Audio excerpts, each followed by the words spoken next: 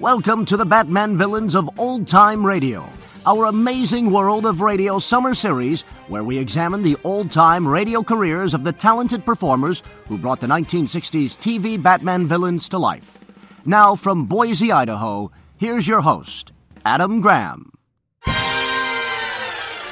Today, our focus is on Tallulah Bankhead, who played the villain Black Widow in the Season 2 two-parter, The Black Widow Strikes and Caught in the Spider's Den.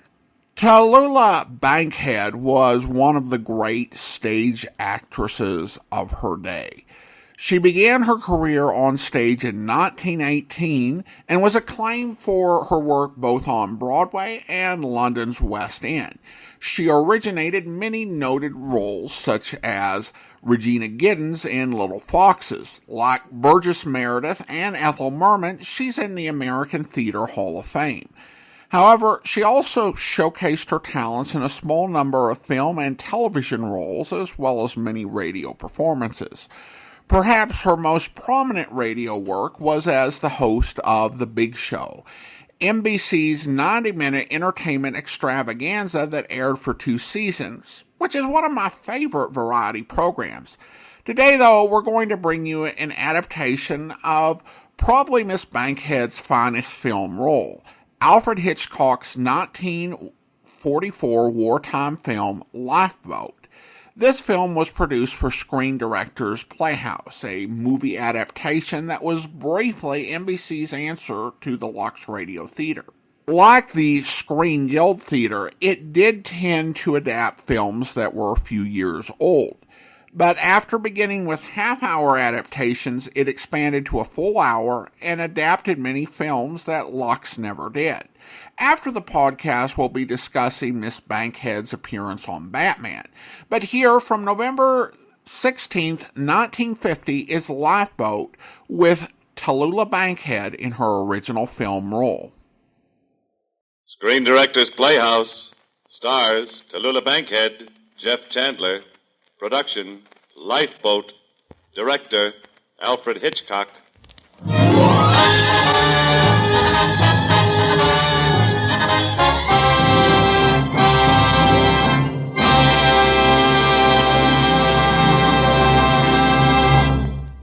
This is the Screen Directors Playhouse, the Thursday night feature on NBC's 5-show festival of comedy, music, mystery, and drama. Brought to you 5 nights a week by the makers of Anacin for fast relief from pain of headache, neuritis, and neuralgia, and by RCA Victor, world leader in radio, first in recorded music, first in television.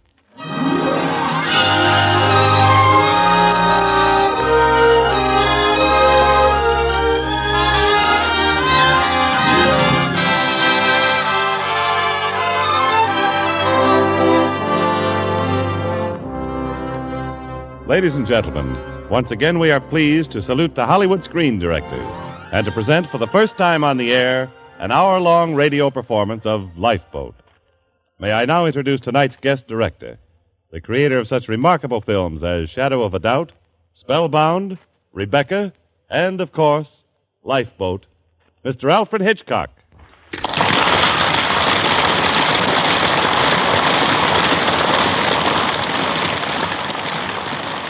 Thank you. But I think you should know that Lifeboat is not what we call a director's picture. There are no trick sets, no camera tricks, in fact, no tricks at all. When the director approaches such a picture, he offers up a little prayer and delivers himself wholly into the hands of his actors. Since they are very good actors, the result is just as you shall hear it now, as we present Lifeboat, starring Tallulah Bankhead in her original role of Connie, and Jeff Chandler as Kovac.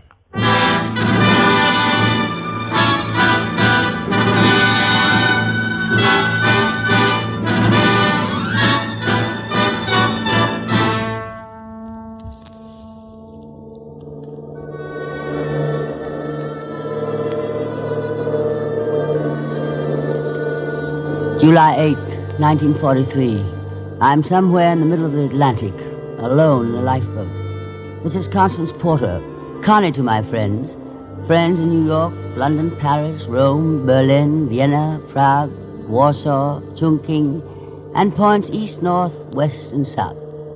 At the moment, I'm seated at my typewriter reporting as a syndicated foreign correspondent the demise of the freighter, the SS Argo, torpedoed only a few moments ago by a Nazi submarine, and of which I am a late passenger. Naturally, I mean the SS Argo.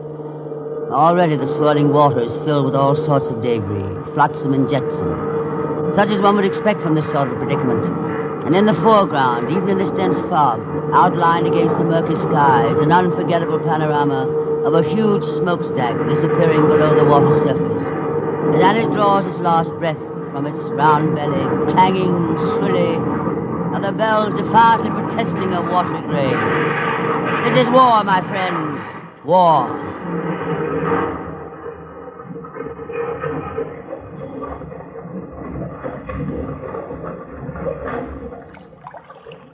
Well, I'll be a son of a... How do you like this? Shut up. Can't you see I've got a run in my stocking? Give me a hand, will you? I'm all in. Hold it, darling. Where did I get my camera? What a shot. Oh, please. Only take a second. There. Now I'm at liberty to haul you in. Up you go. Oh, thanks. Oil all over you. Now it's all my clothes. I'm sorry. I couldn't find a towel in the water. Here. Yeah, you got a cigarette? Here you are, a light. Cigarette case and a lighter. You're introducing a new style for lifeboats, aren't you? I don't get you with all this luggage about you. You get up, you certainly don't look like somebody who's just been shipwrecked. Man, I certainly feel like it. Look at this diamond bracelet. Clasp busted. There's a run in my stockings. And one of my fingernails is broken. I've never been so buffeted about in my life. Say, I wonder what became of Joe. Joe? Who's Joe? My steward, the colored man who helped me into this boat. This is a number 3 boat. It's not in good shape. The U-boat got a shot at it. I didn't stop to examine it. Shell holes. It looked mighty good to me hanging on the thing. Joe said it would float, and that was good enough for me. How did he ever get it launched? I don't know. I was busy taking pictures. But he did, and he got me into it, and my typewriter and things, and safely away from the undertow when the ship went down. Then there was a cry from the fog, somebody calling for help, and over he went. You haven't seen anything of him, have you? No. What part of the ship are you from, darling? Engine room. Name's Kovac. When I got topside, it was a shambles. Terrific, wasn't it? Reminded me of an air raid that once hit me in Chongqing. Reminded me of a slaughterhouse I once worked in Chicago. Those Nazi bastards. A tin fish ain't enough. They got to shell us, too.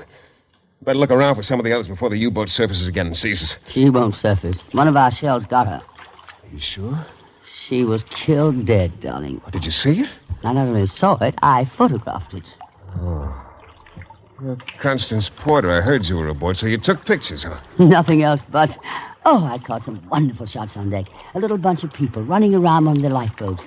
They look kind of slow and fat and heavy with their life belts on. And, oh, terribly lonesome, darling. And then a shell hit the lifeboat and they all jumped overboard. I got a beautiful shot of the freighter going down. And, oh, wait till you see the one of the U-boat crew jumping overboard. And look, there's a lovely touch floating by us now. A baby bottle half full of milk. I'll get my camera. Reach over and pull it near so I can get a close-up. Go on. Anything for you.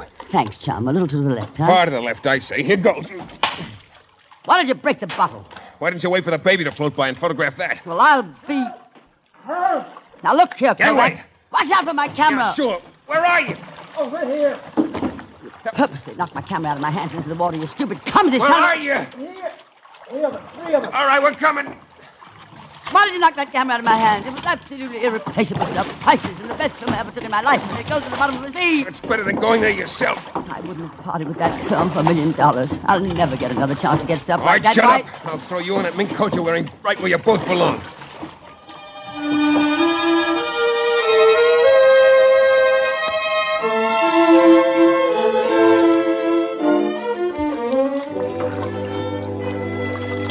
Oh, Kovac, it's good to be alive. It's good to see you. Yeah, it's a mean-looking gash in your leg, Gus. You better lie Well, still. don't worry about me. Go help Mr. Rittenhouse or Alice. Oh, he's all right.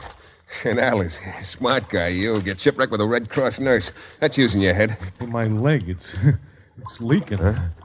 Hey, I'm not going to be stuck with a gimpy leg, am I? Ah, not enough to interfere with your jitterbugging. Jive, huh? Yeah, you tell her, Kovac. He's the champion hoofer of the Merchant Marine, Alice. Yeah, that ain't all. Tell her what I done in Jersey City. Later. Let's go forward, Kovac. Okay. Once at Roseland, I copped 2 prizes in 1 Now year. you rest. I'll be right back. Well, I'll be waiting. Oh, that's a pretty right guy. Any other man will be crying mad with pain. Kovac, there's no sulfonilamide in the kit. His wound's full of dirt and oil. What are we going to do? Only God knows. I tell you, Connie, I thought everybody was killed.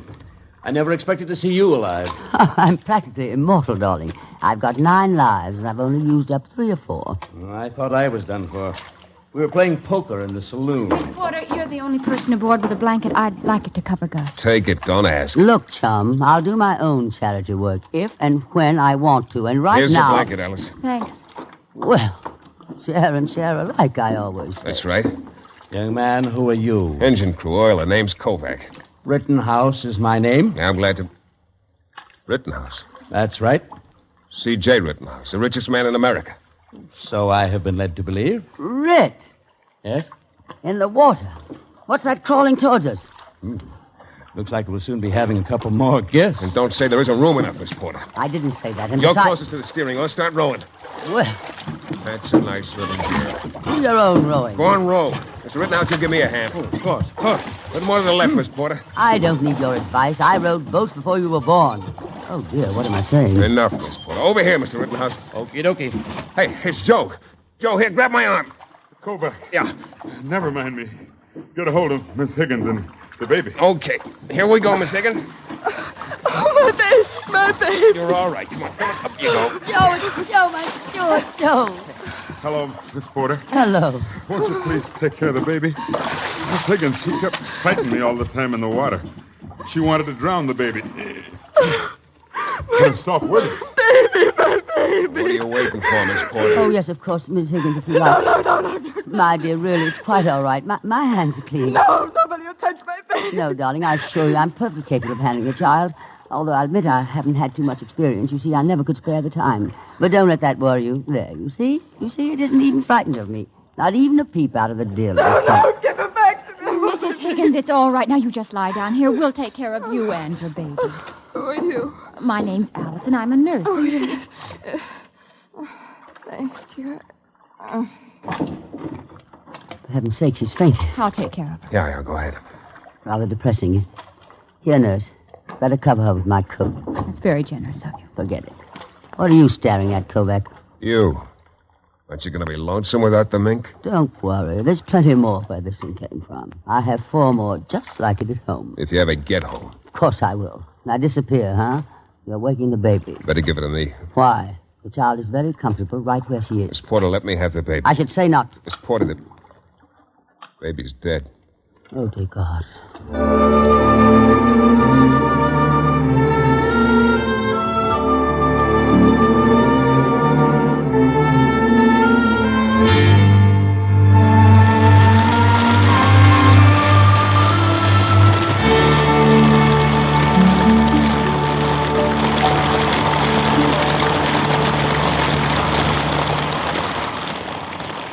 So ends the first act of our Screen Directors Playhouse production of Lifeboat, starring Tallulah Bankhead and Jeff Chandler. Everywhere today, people who for years have sought a fast-acting way to relieve the pain of headache, neuritis, or neuralgia are turning to Anacin. And it's interesting to know that these remarkable tablets work with incredible speed to relieve the pain of headaches, neuritis, or neuralgia. Anacin is like a doctor's prescription. That is, Anacin contains not just one, but a combination of medically proven active ingredients. In fact, thousands of people have been handed envelopes containing Anacin tablets by their own physicians or dentists. If you have not already been introduced to Anacin in this way, why not try Anacin next time you suffer headache, neuritis, or neuralgia pain? On this generous basis, if the first few tablets do not bring all the relief you want as fast as you want it, return the unused portion and your money will be refunded in full. Anacin is spelled Anacin. Easy-to-take Anacin tablets come in handy boxes of 12 and 30 and economical family-size bottles of 50 and 100.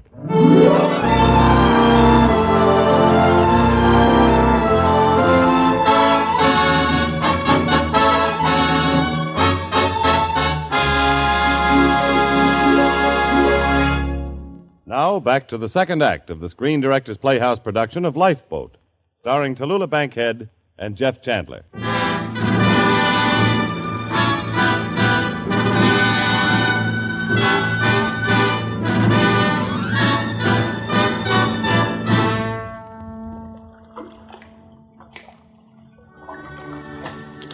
Back at my typewriter, I've begun a log of our adventure aboard this shabby and overcrowded lifeboat. This is our second day at sea. This morning we awakened, we discovered that Mrs. Higgins was no longer a member of our party. During the night, she slipped overboard and joined her child. Another tragedy of this unholy war. But we gained another passenger shortly thereafter. Ironically, a Nazi seaman from the U-boat which sank our freighter. From the moment of his arrival, it has become my privilege, did I say privilege, to serve as his interpreter, since I'm the only one who speaks German. As the men rig the makeshift sails, it is apparent that thunder, in the form of friend Kovac, is about to burst. Ich bin Ihnen sehr dankbar. Sie haben mein Leben gerettet. Es tut mir leid, dass wir Ihr Schiff versenken müssten. Hell, what's he whining about? He merely is saying that he's very grateful to us for saving his life and regrets very much the U-boat was compelled to sink our ship. Ask him why they shelled our lifeboats. Warum schießen Sie auf Rettungsboote? Befehl des Kapitäns. Those were his captain's orders. Ask him if he's a captain. Sind Sie der Kapitän des U-Boots? Nein, ich bin nur ein Mann der Besetzung. Kein Offizier. He denies he's a captain or officer. He's just a crew member. A crew member or skipper. He's German. That's what I can't stomach. Well, a guy can't help being a German if he's born a German, can he? Neither can a rattlesnake help being a rattlesnake if he's born a rattlesnake. That don't make him a nightingale. Oh, Gus, isn't that a pair of new nylons on your hand? Oh, it's a fine time to discuss nylons. Please, Gus, who are they for? Well, they're a present for my girl Rosie in New York. Oh, you know, I've gone through earthquakes, pestilence, war, and shipwreck with my head bloody and unbowed. But there's one thing I know I can't survive. This run in my stocking. Oh, no. Darling, it does things for my morale. Throw the Nazi buzzard overboard. Don't be silly, darling. He can't very well get off in the middle of the ocean, can he? Throw him off. It's out of the question. It's against the law. Whose law, Mr. Rittenhouse? We're on our own here. We make our own laws. Now, wait. This man was acting under orders. Our freighter was an enemy ship. After all, we're at war. Was Mrs. Higgins at war? Was her baby at war? Sie sprechen sehr gut Deutsch. Haben Sie Beziehung in Deutschland? Nicht, dass ich weiß. What did he say? He says I speak his language well. He asked whether I had any German connections. Have you? Certainly not. And how come you know the lingo so well? And how come when I climbed into this lifeboat that you were the only one in it, all dressed up like you knew you were going someplace? Because I was going someplace. I was going into a lifeboat. You certainly didn't forget to bring plenty of luggage along. Luggage? You silly, ridiculous ass. What is this? Are you insinuating? You seem to be pretty anxious to stand up for your friend here. What do you mean, my friend? Now, wait a minute. Let's keep our shirts on. I haven't got a shirt, Mr. Rittenhouse, or a mink coat either. Oh, I get it. A fellow traveler. I thought the Comintern was dissolved. Now, children. Throw him overboard and then stick around and watch him drown. And when he goes down, I'll dance a jig like Hitler did when France went down. You're not alone here, Kovac. Let's leave the decision to the majority. That's the American way. Gus? Well, for the record, I'm an American, see, but I'm in kind of a spot because my name is Gus Schmidt, see, and I changed it to Smith. And that's what I got against these guys more than anything else because they made me ashamed of the name I was born with. And I say chuck 'em to the sharks. Alice? I don't understand people hurting each other or killing each other. It seems to me he should be turned over to the proper authorities. So do I. I'll talk to the man. Perhaps I can get some information from him. Material for your book? Incidentally. What about you, Joe? Do I get to vote, too? Why, yes, certainly. I guess I'd rather stay out of this. That makes it 3-2, the German states. Well, let's get down to business. Let's begin by unfurling the sail. Joe, you take that detail. Yes, sir. Kovac? One moment, Kovac. You know something about machinery, don't you? A little. Well, see if you can fix this clasp on my bracelet. Okay, give me a hand. Gently. Very gently. I don't even mind if I don't touch it. Miss Porter, I've read a lot of your stuff. Darling, how utterly charming. You want to know what's the matter with it? No, do tell me. You've been all over the world. You've met all kinds of people, but you never write about them. You only write about yourself. You think the whole war's a show put on for you to cover as a correspondent, like a Broadway play. If enough people die before the last act, maybe you might give it 4 stars. All right, Tavares. Now you listen to me. Gangway, here comes the sail. Heads down or heads up.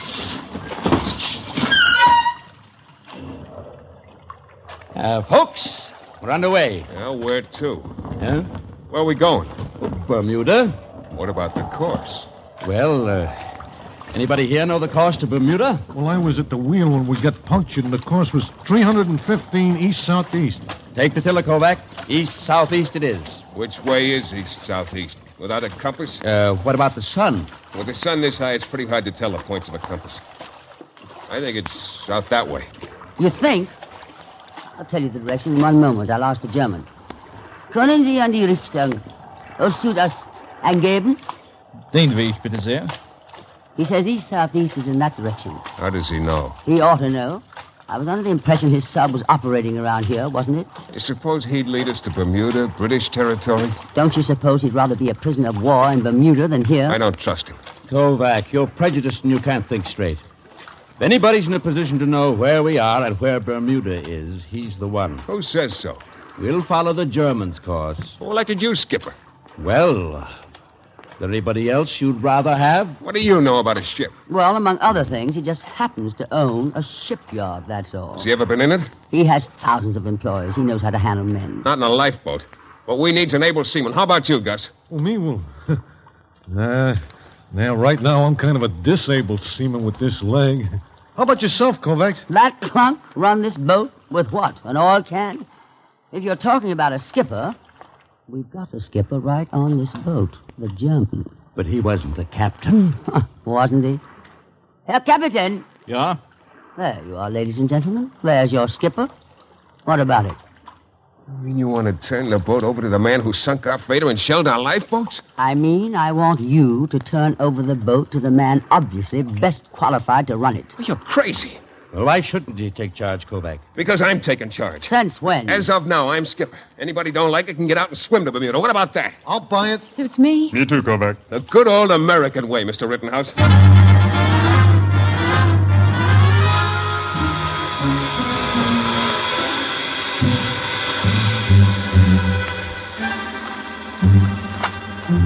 That typewriter went with me everywhere. Paris, Berlin, Rome, Berlin. Now, Connie, quit grousing.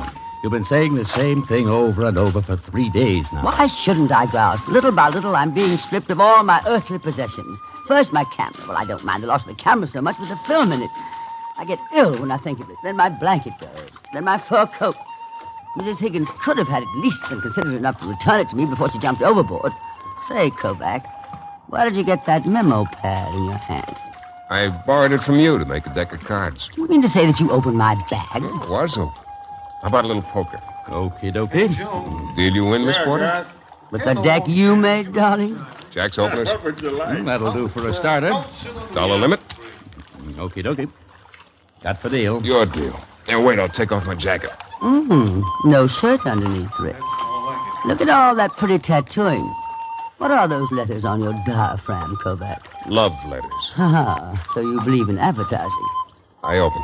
I never could fathom this quaint business of making a billboard out of one's torso. Stay.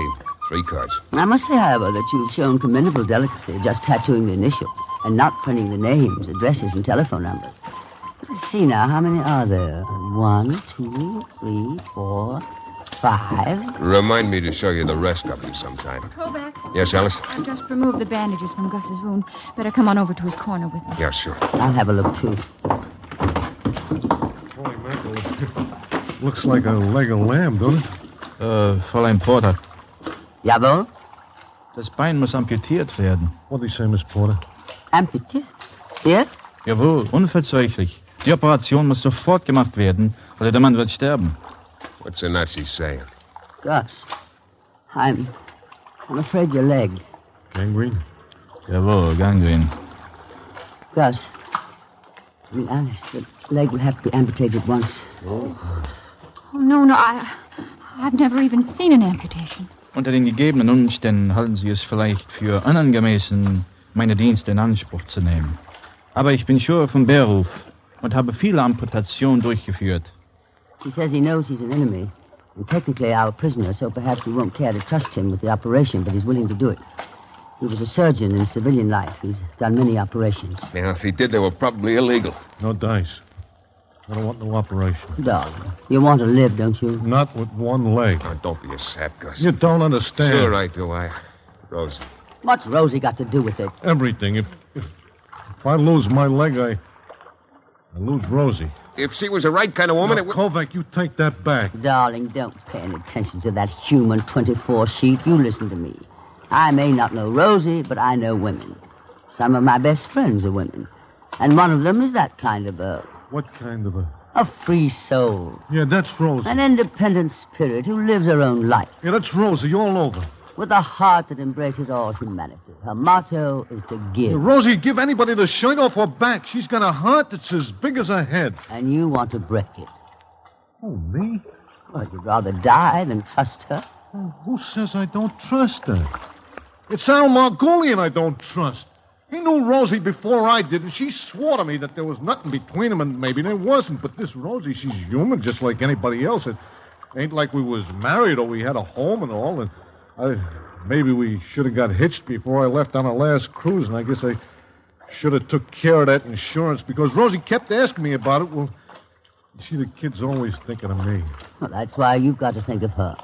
Back home, waiting for you, putting on a brave front, dancing, smiling, and apparently having a good time. But all the while, her heart's aching, torn with loneliness and uncertainty, not knowing whether you're dead or alive. And then at last to find out that you risked your life, perhaps died, just because you had no faith in her. Oh, God, forgive me. Yeah, the poor kid, she'd be broken-hearted when she... Well, what are you all waiting for? Let's go. But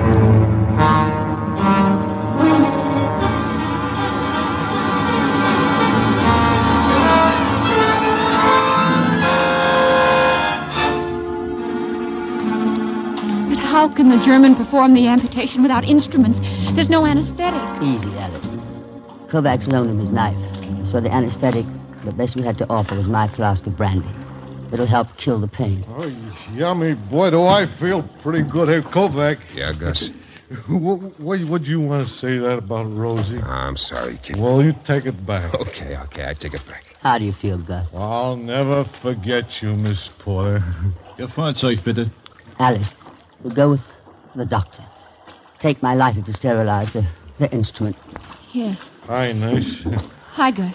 Well, anyway, it's an experience. Sure. Hey, Kovac, when Rosie and I get hitched, I want you to be my best man. Glad to. Yeah, you're pal. You're the best pal I have in the world. All right, come on. Have a drink on me. Yeah, sure.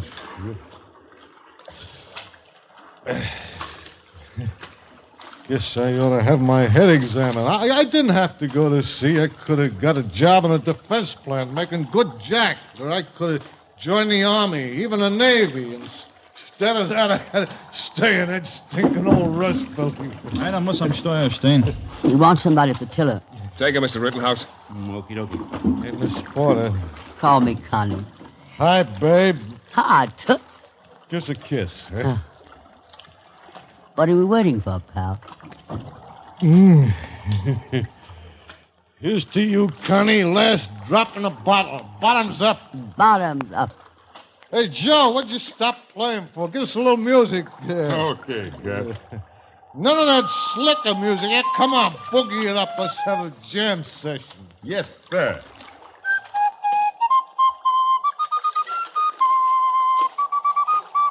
Fräulein Porter. Jawohl? Kurs auf die Wellen. Das Boot muss so ruhig gehalten werden wie möglich. Go back. He wants the boat held steady as possible. Head her into the sea, Mr. Rittenhouse. Apple tree with anyone else but me. Anyone else but me. Anyone else but anyone else but me. Anyone else but anyone else but you won't dance with anyone else, will you, Rosie? Will you, Rosie? Will you, Rosie? Will you dance? Sounds like a light. Ready, Herr Doctor? Jawohl. Well, chums, is there anyone here who knows how to pray? The Lord is my shepherd. I shall not want. He maketh me to lie down in green pastures. He leadeth me beside the still waters. He restoreth my soul.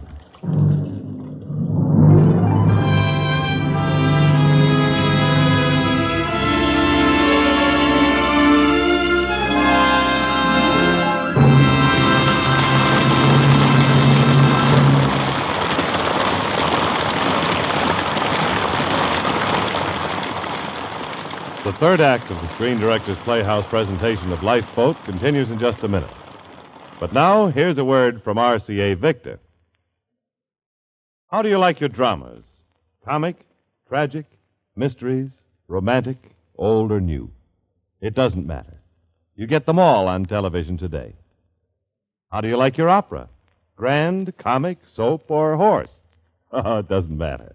You get them all on television today. Yes, from ball games to ballroom dancing, from stamp clubs to nightclubs, the whole world of entertainment will be yours to watch once you buy the television set you're longing for. If you're a typical American, you'll want that set to be an RCA Victor. Already, more than 1 million American families have bought RCA Victor television. It's literally million-proof, proven in over 1 million homes. The 18 beautiful new RCA Victor million-proof models leave you with no excuse to wait. Embark immediately on the television way of life, the RCA Victor way. Don't you be left stranded on the shore. See your RCA Victor dealer tomorrow.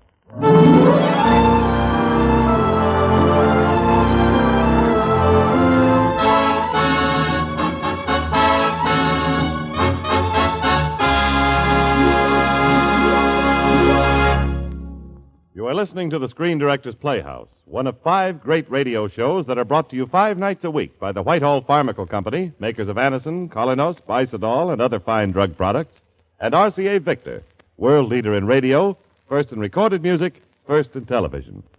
The Screen Directors Playhouse presentation of Lifeboat, starring Tallulah Bankhead and Jeff Chandler, will continue after a short pause for station identification. Stay tuned to your local station on NBC.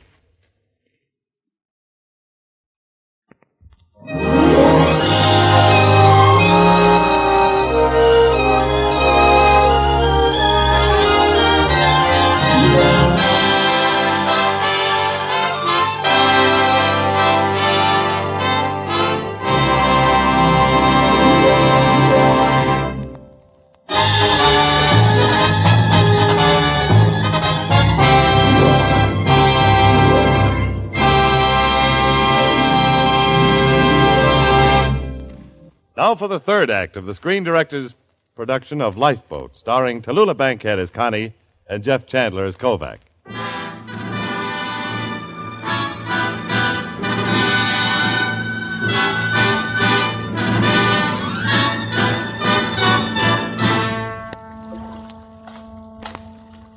Another day has passed.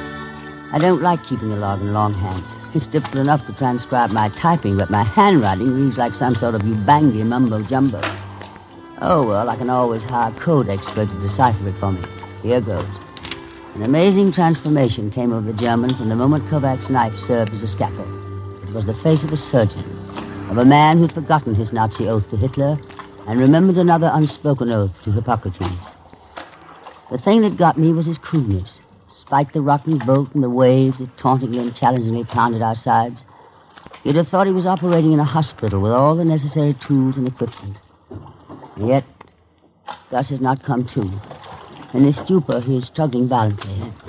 There's a bitter touch of irony before my eyes. At Gus's side are 2 shoes. The tension aboard has not lessened. Still think we're on the right course? Let's play poker, huh? But that's important, man. Connie. Yes, Fred? Ask our German friend if he still thinks we're not on the right course. Herr Kapitän. Ja? Glauben Sie immer noch, dass wir nicht an Rüstungsgagen, Kuss auf Bermuda, Rostdornen? Ohne Kompass ist das wirklich schwer zu sagen. He says he can't be sure without a compass. Pretty certain a few hours ago. Well, we've probably drifted somewhat on account of the current. Oh, we've been all through that. What's the German doing in this part of the boat anyway? Why? Is he in quarantine? Tell him to get back to the bow where he belongs. I'll do nothing of the sort. There's no need for you to treat the man like a leper. He did save Gus's life, you know. As for our being on the proper course, it's imperative that we get Gus to a hospital as soon as possible. You're aware of that? I am. Then why not listen to somebody who knows? Herr Kapitän, haben wir oder haben wir nicht Kuss auf Bermuda? Bitte, gnädige Frau. Antworten Sie. Your order, none? Nein. There. He admits we're on the wrong course. Admits? He's only saying what he said before. You know, of course, Kovac, there's a chance he's right. That's my funeral. No, it isn't. It's Gus's funeral. Hey, Wait a minute. What is this? Gus. Fella, how do you feel? Gus. I'm in the pink outside of a little hangover. Right now, I give the other leg for a cigarette. Here you are, darling. And the light that goes with it. Hey, here's the doc. Hey, Dankeschön. You're gonna be okay, Gus. Yeah, sure. Hey, Kovac, how soon do we get to Bermuda? Pretty soon. Oh, that'll be great. Gus, there's still a little difference of opinion about the direction we're headed. I don't trust the Nazi. There must be other submarines around. He knows where they are. Or maybe a supply ship. He knows where that is, too. On general principle, I'd copper anything he says. You agree with me, Joe? Alice? Doesn't anybody agree with me? You're the skipper, Kovac. I'm in the minority. We follow the Germans' course.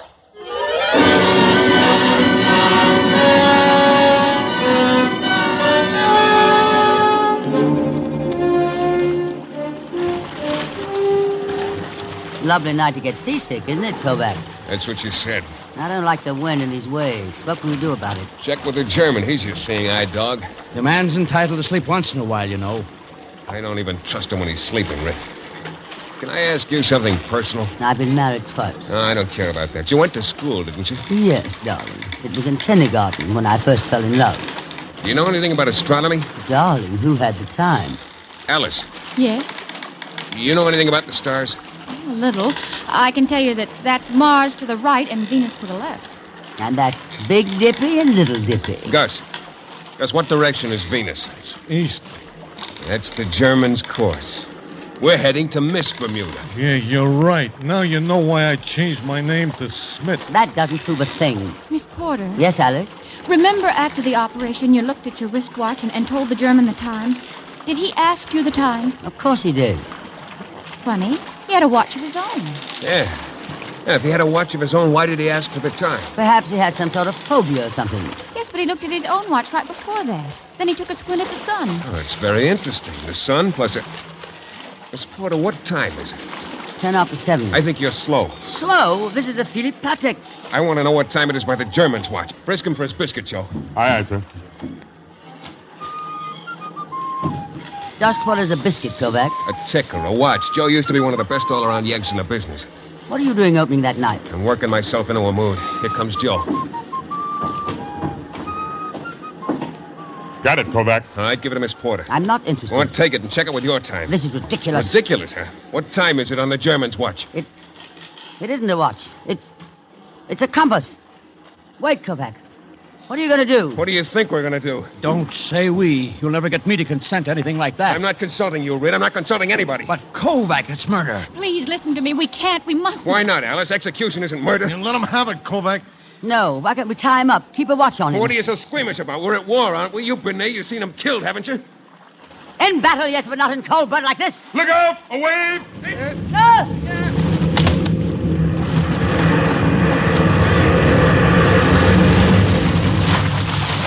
We're in for it. Here comes another. Gus, give me your hand. I'm going to lash you to the mast. Look out for yourself, Kovac. Don't pretend anybody. Do what I say. The sails come loose! Watch out! My luggage, my jewelry, my things! You fools! Stop thinking about yourselves! Think of the boat! Joe, take the seat, make it fast! Go back, man that pump! The rest of you bail! What do you know? The Führer speaks English.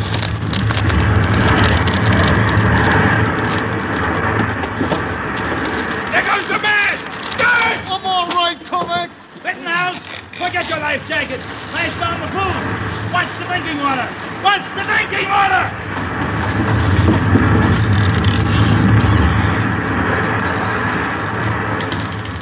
Kovac, I'm frightened. I'm scared.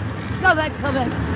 Hold me in your arms. Sure, Connie. We might as well go down together. Kiss me, Kovac. Kiss me.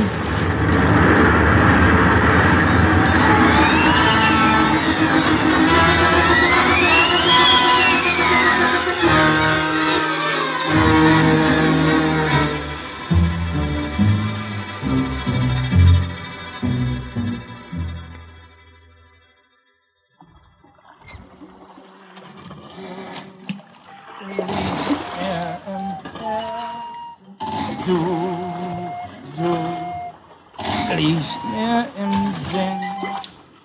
Du machst mir viel Schmerzen. Weißt nicht, wie gut ich dir bin. How'd I do, Willie? Fine, Ed. Fine. You're born accompanist. Mr. Rich, you didn't make a single mistake, hardly. Rich, you're a born accompanist. We're all born accompanist. How'd I do, Willie? Slap happy. Kovac, you silly goon. What are you laughing about? Oh, that's one for the book. Our enemy, our prisoner of war. Now we're his prisoners. He's the leader of the boat, singing German lullabies to us while he rows us to a supply ship in a concentration camp. Tell him, Willie. Tell him how funny that is. That is not funny. It is logical. During the storm, we were blown quite a bit off of our course. Without a sail, it would take us weeks to get to Bermuda. You'll never make it. Without food and water, how long do you think you can keep on rowing like this? Long enough, Mr. Kovac, to reach my objective. How can you keep rowing, Willie, hour after hour, when the rest of us can hardly lift an oar? Oh, that's easy, Alice. It's the master race, the heron folk. Don't you know they can do anything? I'm beginning to believe it.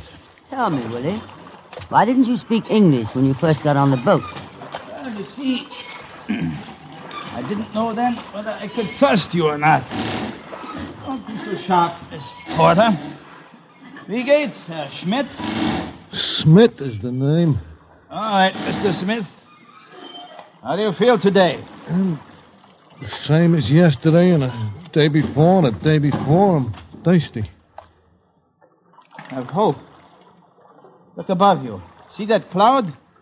It's a rain cloud. If it bursts, you drink. If it don't?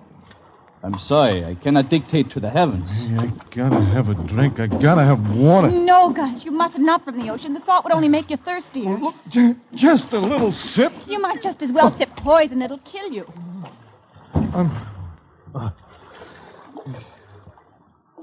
You know something? I think I'll take Rosie to the ball game today. Gee, Rosie, baby, you're Gus, how much full of more honey. of It's what you are, Rosie. There's nothing we can do to help you. Not a Come on, let's go forward. All right. Down to Rudy's. Let's sit down here and try to forget it. Sure. Anything to pass the time. Think I'll Hey, Red, how about some poker? Leave him to his fruit, Kovac. Say, that MV tattooed on your chest, her initials are bigger than the others. Was she the last or the first? What was her name? So you won't talk to me, huh? Where'd you get the diamond bracelet, Miss Porter? You may call me Connie. You did once during the storm, remember? You said, all right, Connie, we might as well go down together. I liked the way you said Connie. It was like a punch in the jaw. Tell me about the bracelet. That's a dead giveaway. You're wanting us to die together like that. Dying together is even more personal than living together. What'd you pay for the bracelet? Nothing. Barter? You're a low person, darling. Obviously out of the gutter. Maybe that's why I'm attracted to you. And maybe that's why you're attracted to me. All right, quit slumming.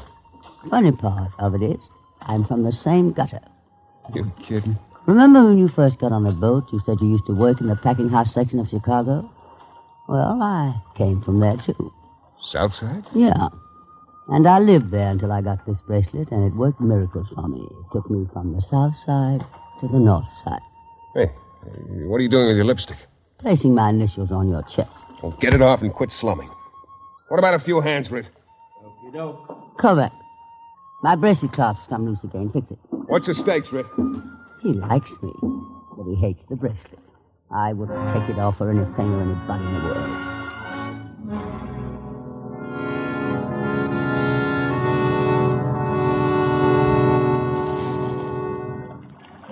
Bless that Willie. I know where he gets the strength to roll. How many cards, Kovac? Just one. How many days since the storm, Red?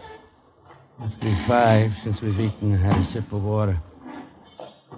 Ever eat at Young's Hotel in Cleveland? Oh, I once ate at Antoine's in New Orleans. Doesn't compare with Young's Hotel. Used to have a menu of 150 pages. Well, Connie. I'm taking 2 cards, Kovac. What's your bet? 20. I'll see you. 3 9s. Straight. He never stops winning. Connie, did you ever eat at Young's Hotel? Finest seafood in the world. Rich, shut up! Oh, what's wrong? Stop jabbering about food. Isn't it enough that you lost all of our supplies through your carelessness? Carelessness? Yes, stupid criminal carelessness. It wasn't me. I wasn't in charge of the food. Joe took care of that. Why, you dirty rat. You lost it in the storm, and now you're trying to shift the blame on Joe. Connie, what's the matter with you? Oh, she's all right. Just a little hungry. What are you squawking about, Miss Porter? When you write your book, it'll make a swell chapter.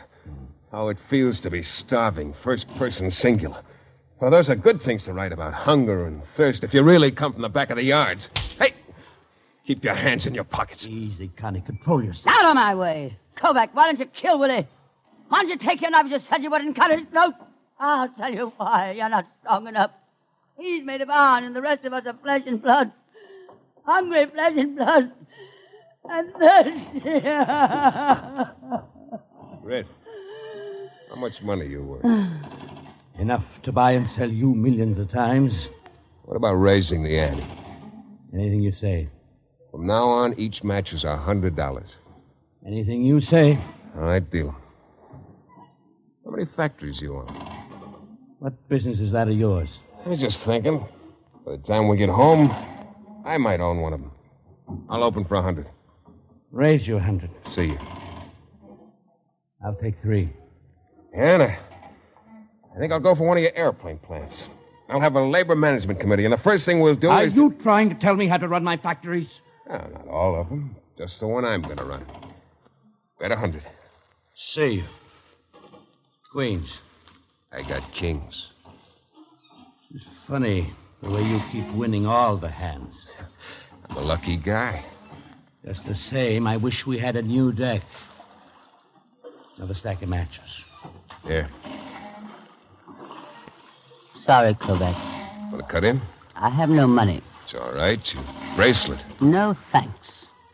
How much do I owe you, Kovac? 14 grand. Let's raise the ante. 1,000 a match. It's your funeral. Deal 'em. Bet 3 grand. I'll see you. How many cards?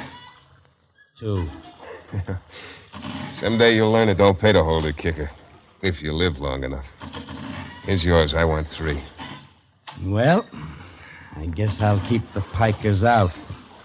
Bet 5. Matched your kicker, huh? Raise your 5. Now you're talking my language. I'll up your 10. I'll see your 10 and raise you 1. Kovac, this is the moment I've been waiting for. I've got you over a barrel. I'm raising you all the chips you've got and all the money I owe you. Kovac, I think you've stepped out of your class this time. I'll call you, Rit. I got an ace full house. It's raining. It's raining. Yeah. It's raining. I'm going to get the tarpaulin. Oh, Here it is, Kovac. Give us a hand, will you, Rit? Grab a corner. You too, Miss Porter. It's raining. Come on. Hallelujah, hallelujah. The rain. The rain. Stopped. It stopped. Oh, no.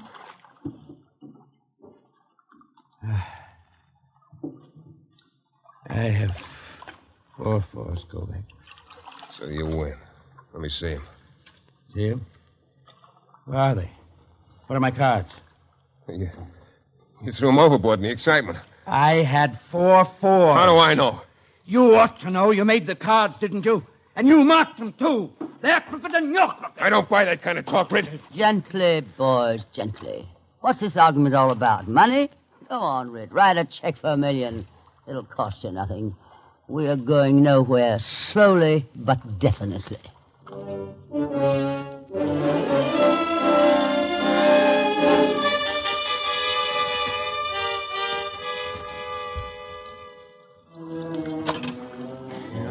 I'm at the wheel when she hits. Rosie, I want to dance. I want to dance all night. Go to sleep, Gus. Go to sleep, Connie. Sleep? What for? Everybody's sleeping. Willie ain't. He's rowing. You know something? Somebody has water on this boat. Willie. Sure. Now go to sleep, Gus. Yeah. Good night, Rosie. Good night. Willie's got water. I saw him drinking water. Willie's got water. I saw him drinking. Willie, you coming over for a drink? Go back to sleep. You've been holding out on us. You must wake up the others. They're tired. Yeah, I feel fine. Except my right foot's asleep. I can hardly feel it. It's... Tell me, Willie, should I ought to write to Rosie first and tell her about it? Or should I wait until I see her? Wait till you see her. Well, give me a lift up and so I can sit in here. There's something I gotta tell you.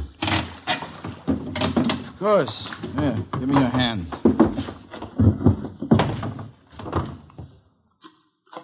I'll never forget what you done for me, Willie. If there's anything I can ever do for you, just speak up. There is.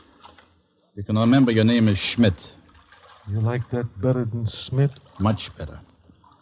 Better hurry, Gus. Rosie's waiting. Yeah, right. Hey, the water you was drinking... Rosie's waiting for you. Well, why didn't you share that with the rest of us? Gus, shh, don't wake them up. Yeah. Okay, Willie. Why don't you go off to Roseland? There. Don't you see the lights? Where? Hey, why you're pushing me overboard? Hey!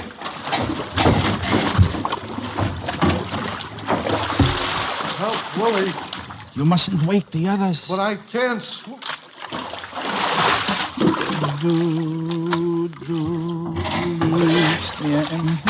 Kovac. Liegt mir im Sinn.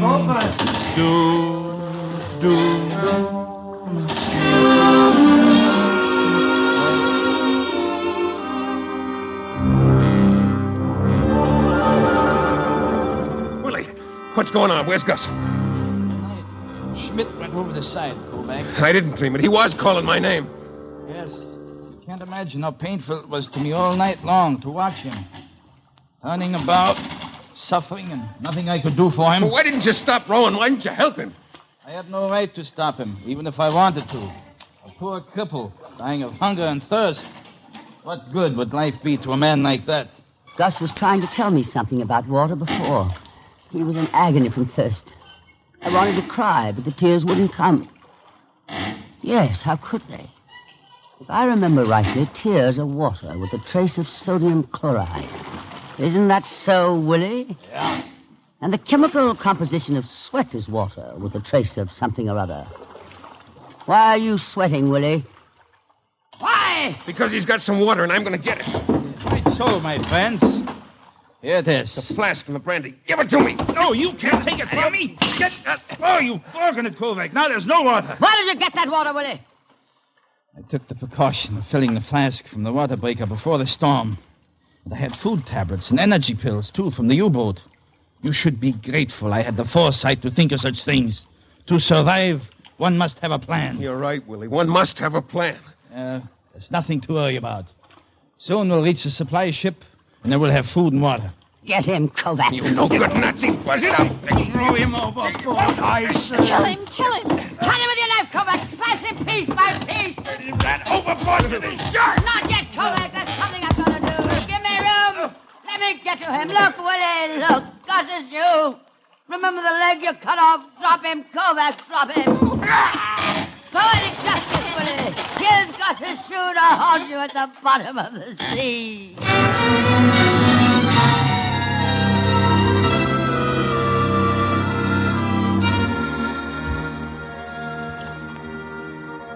My dying day, I'll never understand Willie and what he did. What do you do with people like that? Maybe somebody ought to try to row. Where to? What for? When we killed the German, we killed our motor. No, sir, Mr. Rip. We still got a motor. Who, Joe? God. Nah. We're through. That's what I think. But I'm not afraid. Hold on, everybody. So we're all going to fold up and die just because the Ezot Superman is gone. My only regret, Connie, is that in the end, I joined a mob. Baloney, Rick. We weren't a mob when we killed him. We were a mob when we sat around kowtowing to him, obeying him, practically hiling him, because he was kind enough and strong enough to take us to a concentration camp. Rittenhouse. C.J. Rittenhouse, self-made man. Made of what? As long as you're sitting there thinking of your last will and testament, I'll write your epitaph for you. Rit, the man who quit. And that goes for you, too, Narcissus. There's room on your chest for another letter. Q for quitter. And you, Joe. It's all right for you to look up and trust in somebody. But how about giving him a hand? What's the matter with us? We not only let the Nazi do our rowing for us, but our thinking. Ye gods and little fishes. Fishes? Ye gods. We haven't got energy pills, but the sea's full of them. Millions of fish swimming around. Why don't we catch some? We tried to. We have no bait. Sure we have. My diamond bracelet. Bait by Cartier. Are you kidding? Kidding my foot, Kovac. I'm starving. Well, what are you standing around for? Where's the fish line? Here. Bait your line, chum. All right. Yeah. Not only food, but oil. We can squeeze the fish for oil. It's better than water. I can recommend the bait. I should know. I bit on it myself. I've never eaten raw fish before. Better not count out chickens before they're hatched. What do you mean, chickens? Line's baited. All right. Over the side she goes. I'll be the fisherman. Wow, show me the poor fish that won't bite on that bracelet. Now, everyone be quiet. Let me concentrate. What's the matter, Kovac? Are you afraid the big fish will hear us? It wouldn't have been a bad idea to have used you for bait. You'd have scared the fish right out of the water. Is that so? Quiet. I got a bite. Yes, there's a pull on the line. It's a big fish. Kovac, look. A ship. There's a ship. Don't let go of that line. Don't let go. Gangway! Kovac, you let go of the line. My bracelet. My bracelet's going to the bottom of the sea. Why She's heading right in our direction. She's only a few minutes away. It's a supply ship, all right. Yeah, she's flying the good old Nazi double-cross. Willie's got the last word at that. Yeah, they're lowering a boat. Well, some of my best friends are in concentration camps. Do you suppose the ship will have any coffee? Real coffee? Hey, the second boat! What did he say, Connie? He said yes, they got coffee and Wiener Schnitzel and pig's knuckles and sauerkraut. Hey, what's going on? The supply ship's signaling to their boat. They're turning around. Why? Maybe they forgot the cream for the coffee. They're not going to pick us up. What's that? They've got to pick us up. They can't leave us here like this. Why, it's a violation of international law. What are you going to do, Kovac? So,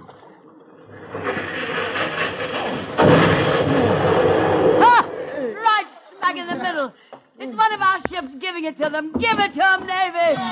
Give it to them, darling. Right. Give it to them. Here we go again. The supply ship's trying to make a run for it. Yes, and they're headed right for us. What are we going to do? Row, sister, row. Come on, out of my way. Come on. Ouch! You stepped on my foot. Splinter in half. Relax. You've got awfully big feet, darling. Yes, darling. The better the kick you win. Say, how long will it take for our battleship to get to us? About 20 minutes. 20 minutes? Good heavens, my hair, my nails. Oh, I must have the fright. Oh, thank the Lord, I still have some powder and a little lipstick left. Are you kidding? Of course not. One of my best friends is in the Navy. Hey, you're really something. Don't forget, Kovac, you owe me a diamond bracelet. Yes, ma'am. And a typewriter. Sure. And a camera. You bet. And Kovac, behind you. What's behind me? A visitor clinging to the side of the boat. What are you waiting for? Help him. Okay, chum, here's a hand. Holy cow, a Nazi. Don't throw him back. Oh, no, this is the last straw. You already forgotten about Willie? Dankeschön. Dankeschön. That's exactly how it began before. I'm not... Kovac, this is different. The lad's wounded. Throw him back, Kovac. But he's utterly helpless, only a baby. All right, don't look now, but the baby has a revolver in his hand. It's aimed right at your heart. You see, you can't treat them like human beings. You've got to exterminate them or else. Achtung! Get him, Kovac. That takes care of the Heil boy's gun. That Achtung business sure worked. Psychology, darling. It always works. Achtung in German means attention. A German is a robot who always heeds a superior's command. All right, get up to your feet, you dirty little... Don't, Kovac. We'll turn him over to the Navy. Sit down, sailor. Werden Sie mich nicht umbringen? What's he bleating about? He's asking, aren't you going to kill me? Poor devil. Aren't you going to kill me? What are you going to do with people like this? What do you suggest? I don't know. I was thinking of Mrs. Higgins and her baby and Gus. Maybe they could answer that. Yes, maybe they could.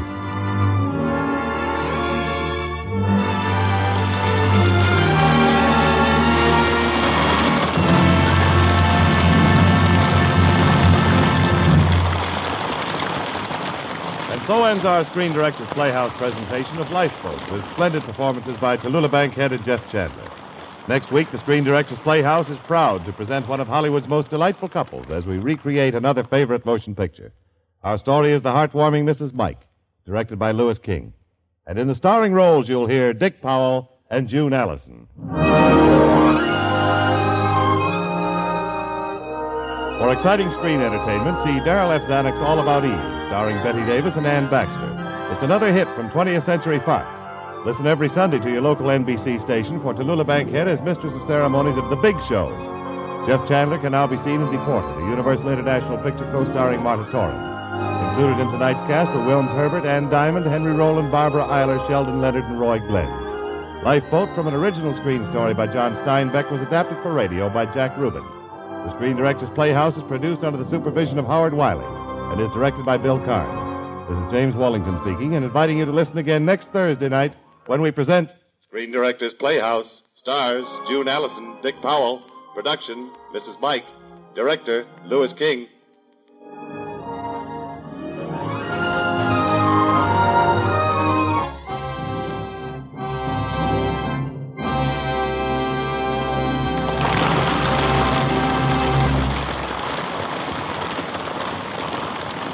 Listen again next week to Screen Directors Playhouse, the Thursday night feature on NBC's 5-show festival of comedy, music, mystery, and drama. Listen tomorrow evening to the one and only Duffy's Tavern, the Friday night feature of the 5-show festival. Duffy's Tavern is open for business tomorrow night on NBC.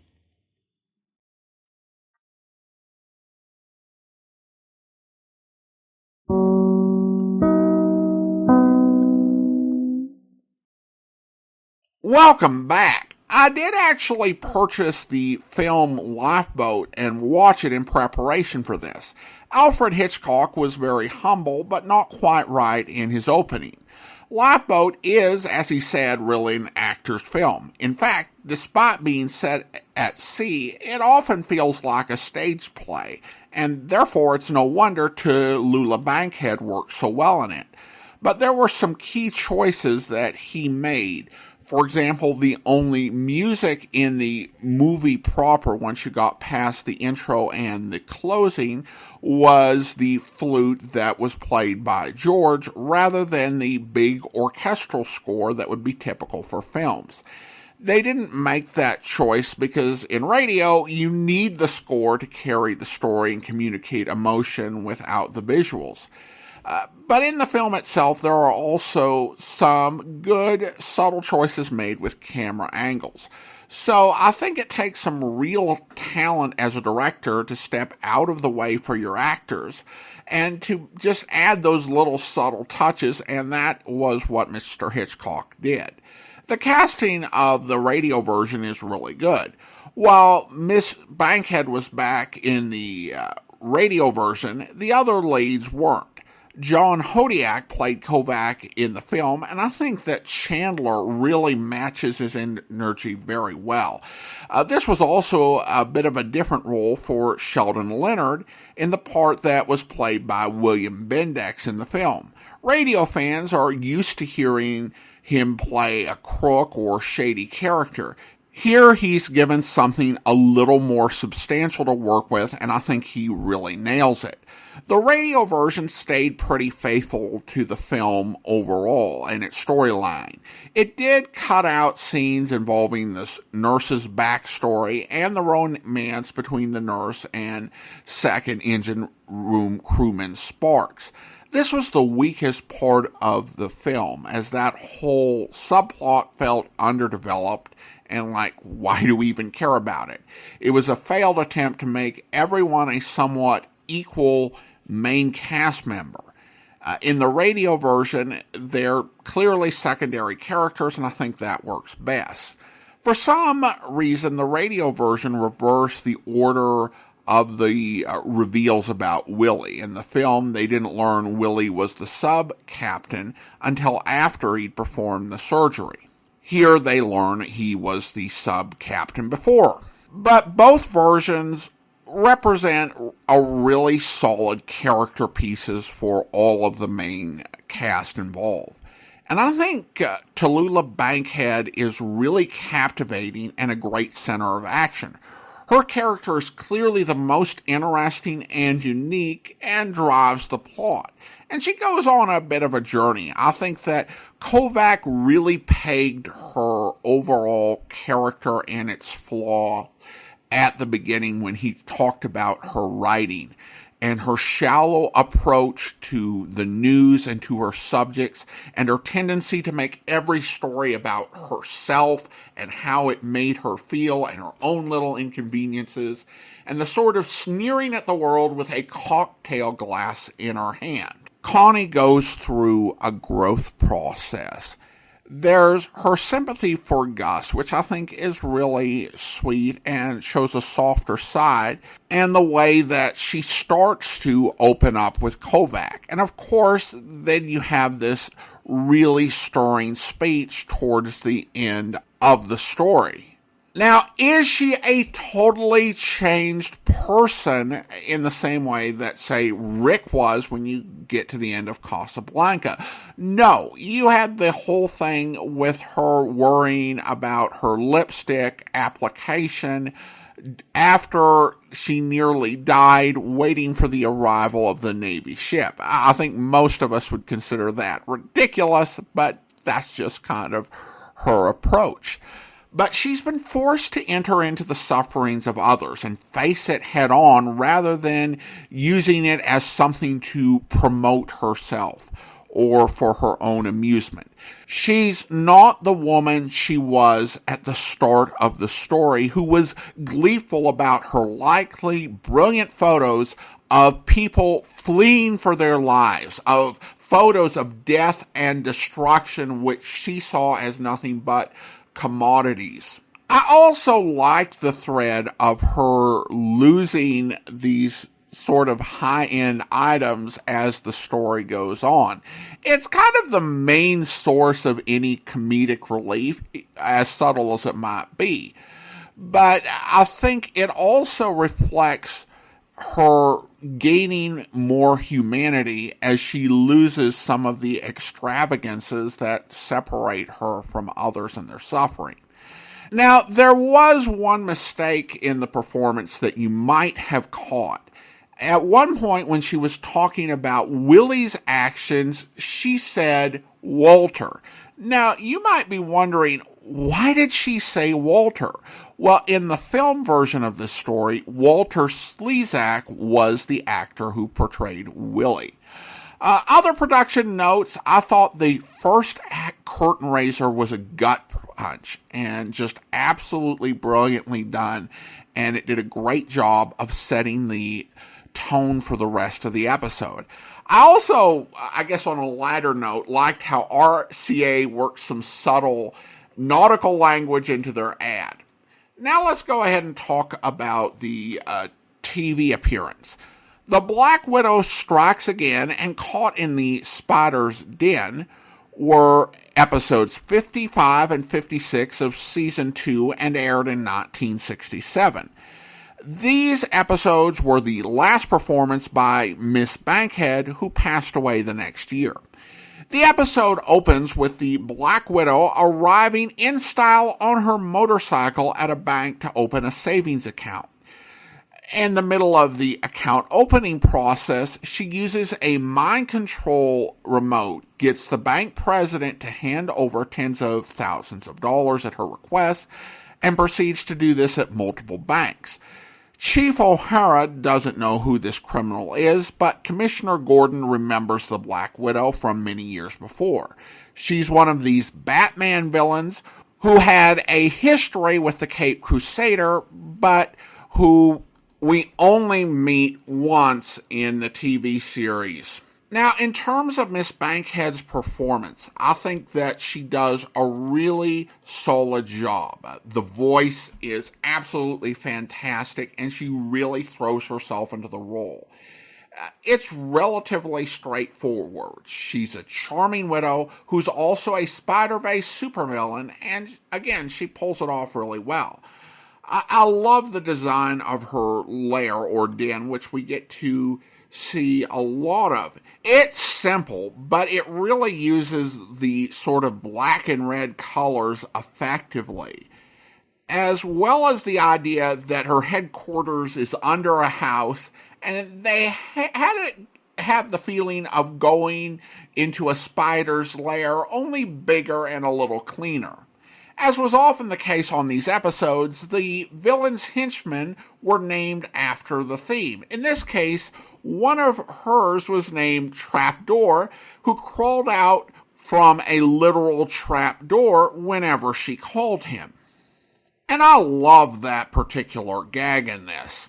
There was also some other funny key moments. There was a nervous, trigger-happy bank president who was determined not to be her next victim. Also, if you're looking for the George Raft cameo in Batman, it's here.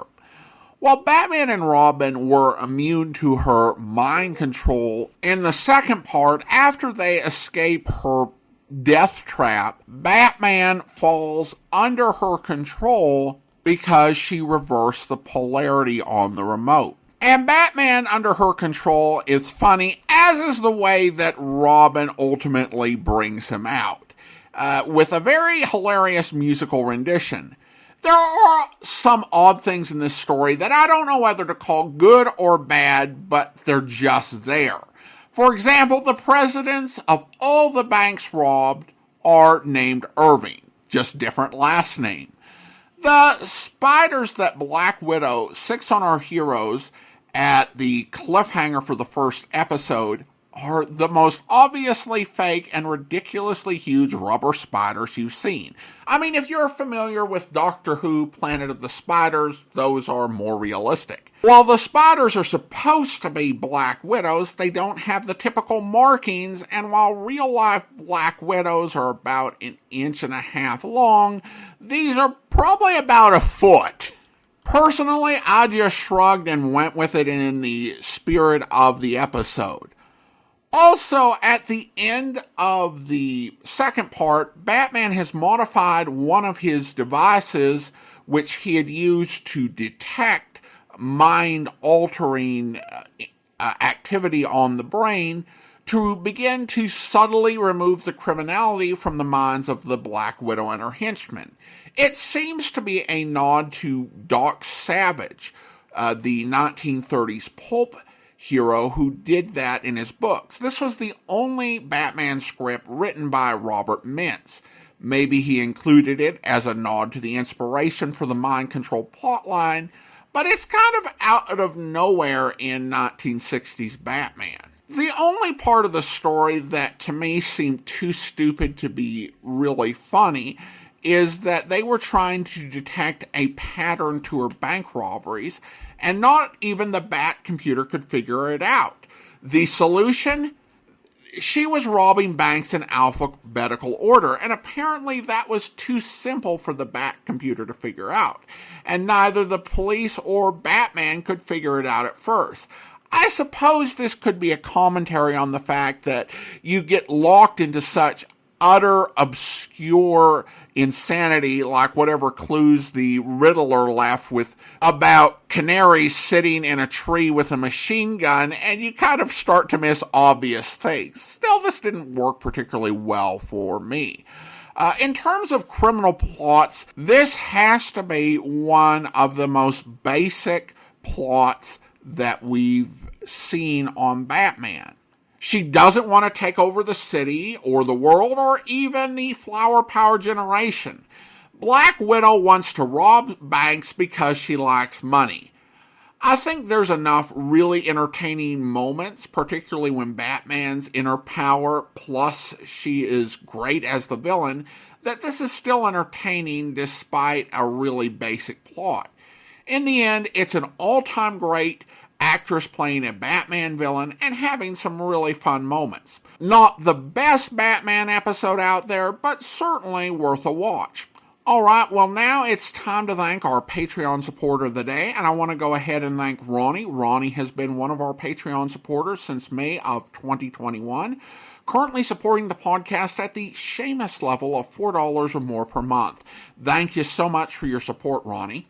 And that will actually do it for today. We will be back for our final installment in this series next week, so be sure and be listening. Same bat time, same bat podcast.